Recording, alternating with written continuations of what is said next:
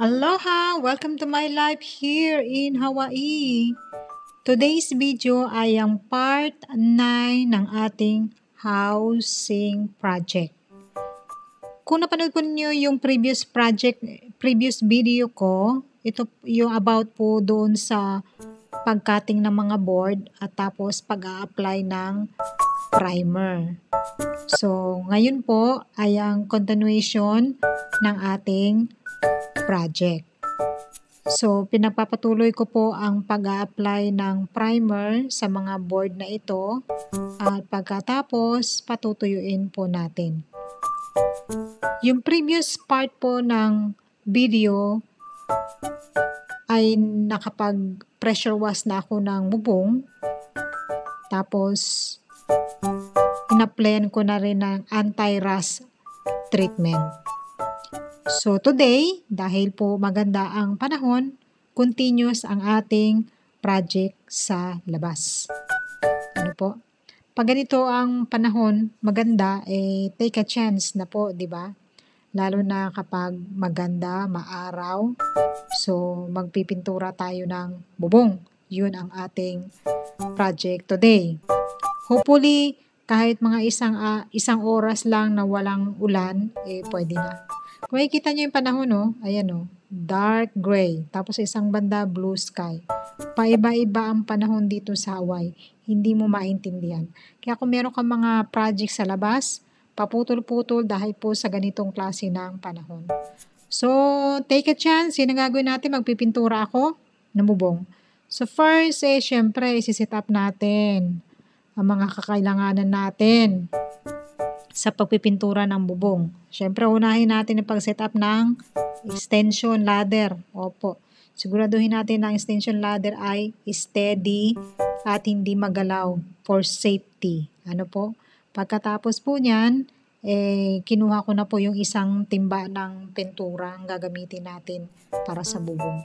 Hindi ko naman kailangan ng isang timba. Ano po? Ito lang po yung na previous na pundo namin na pintura para sa bubong. So, dahil matagal na siya, stuck na siya, kailangan malapot na kasi, malapot. So, kailangan ko siyang haluin. Gamit ako ng stick. Hinalo-halo ko lang siya at pagkatapos, hinugasan ko na yung stick. So, konti lang yung gagamitin nating pintura yung i-apply natin, dahil maliit lang naman na area ang pipinturahan natin. So, sabi ko, gagamitin ko ang rolling pan.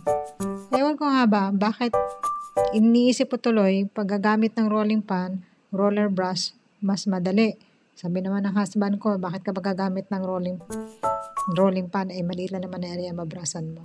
Anyway, pero ginamit ko pa rin ang rolling pan. Ano pa nga ba? Matigas yung ulo ko Pagkatapos niyan, tinabi na natin ang isang timba dahil hindi naman natin kailangan, at hindi pwedeng maarawan yung mga pintura dahil magdadry.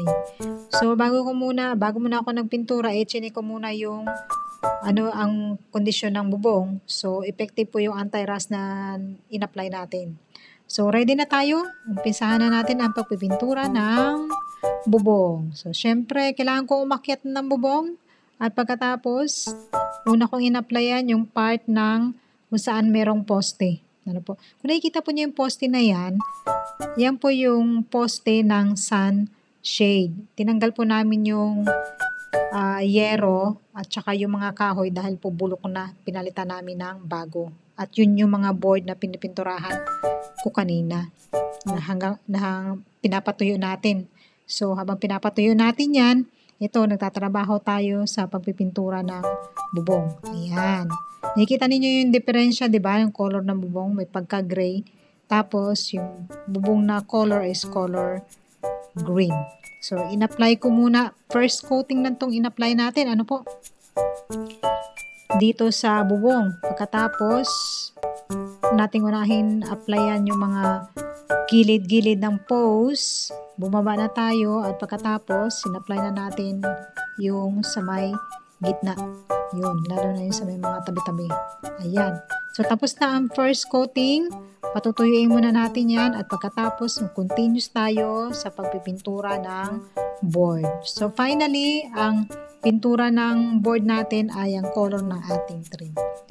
So, yun lang po muna guys. Patutuyuin natin ito at susunod po natin na video ay ang paglalagay ng mga board na ito sa ating post. Yun. At para mailagay na rin po natin ang yero o di kaya tinatawag na sunshade.